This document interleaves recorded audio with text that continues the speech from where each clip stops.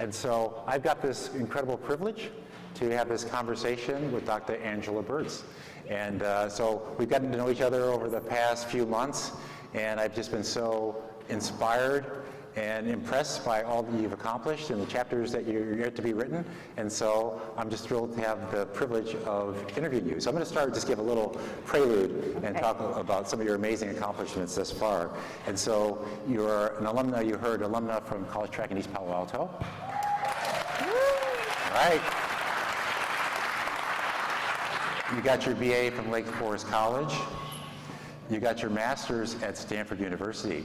And I heard from Isa's remarks, I heard this one thing we all have, Isa, I, Dr. Birts, I'm going to call you Angela, have in common is black at Stanford. We're going to talk a little bit about that. So we all shared that experience.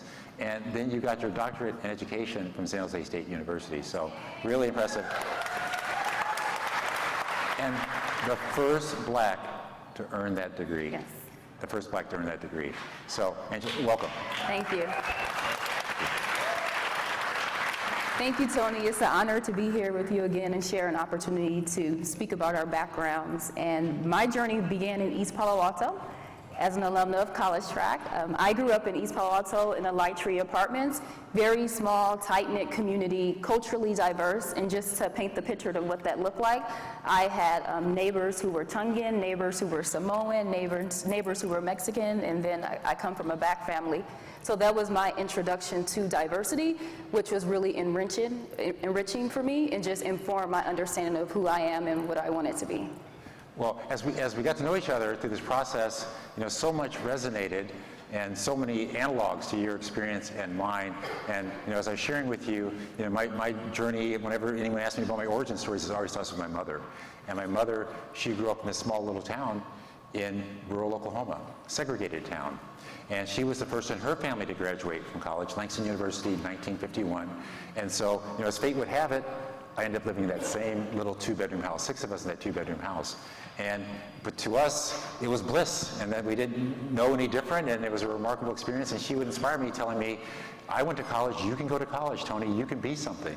So it was remarkable. But then your life changed, right, for the better, when you went to high school. So tell us a little bit about that part of the experience. Yeah, so I was accepted into Menlo School, a predominantly white school, and for me, in a college preparatory school, that was the first time for me where I ended up in a situation where there wasn't a lot of diversity. So whereas growing up in East Palo Alto in my apartment complex, attending school within the Ravenswood City School District, I went from being in classrooms with people that looked like me to being the only black person in my class. And so my experience very much was going from class to class, having an out-of-body experience, if you will, and not necessarily feeling like that was a place where I belonged in the beginning. And I empathized with you when you were sharing that experience, and I told you, my experience, because I went to school, inner city school in Lansing, Michigan. I went to college in Flint, Michigan, and then I showed up at Stanford, black at Stanford, and it was like that experience of questioning, do I belong here?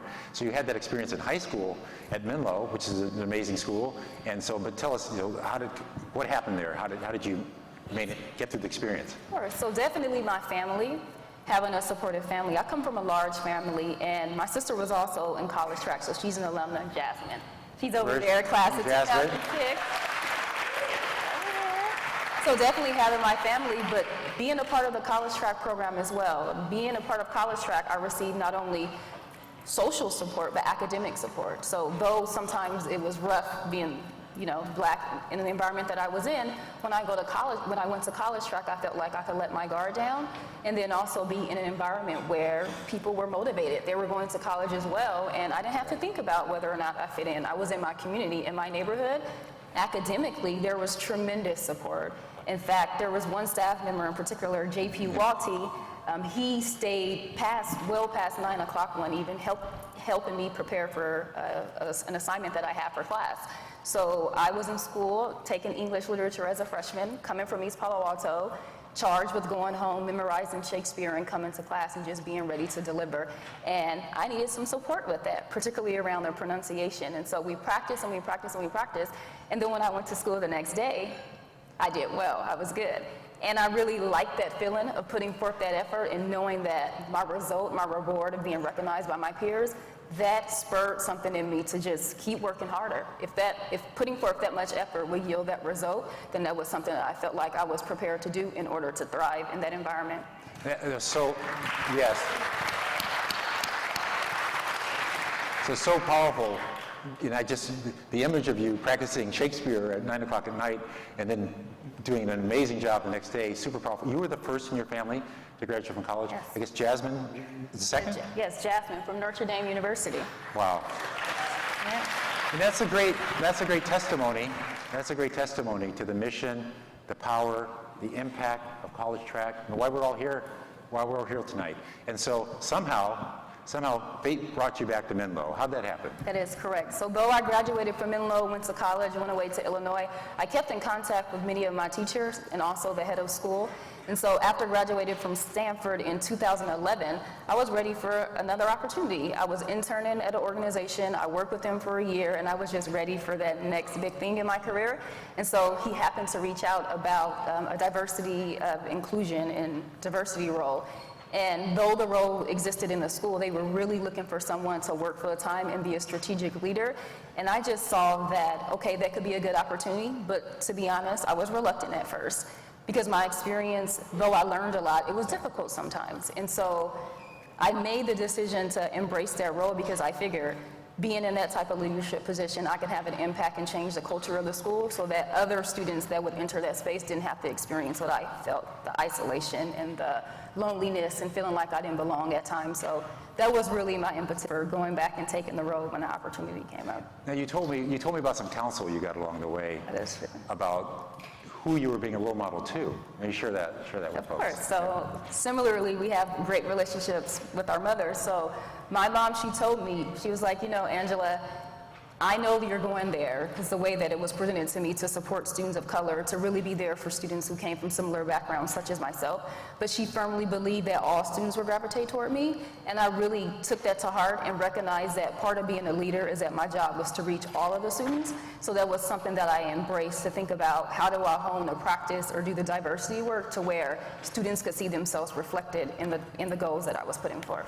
Well, it's an amazing journey that you're on. It continues with your entrepreneurship and this firm that you have founded. And so many exciting chapters to write in the future. I personally can't wait to see all that you accomplish. And for everyone here tonight, first of all, from the board of College Track, we're super, super grateful that you'd invest your time this evening. So many other choices you can do with your time, and we just want to say thank you on behalf of the board for joining us this evening.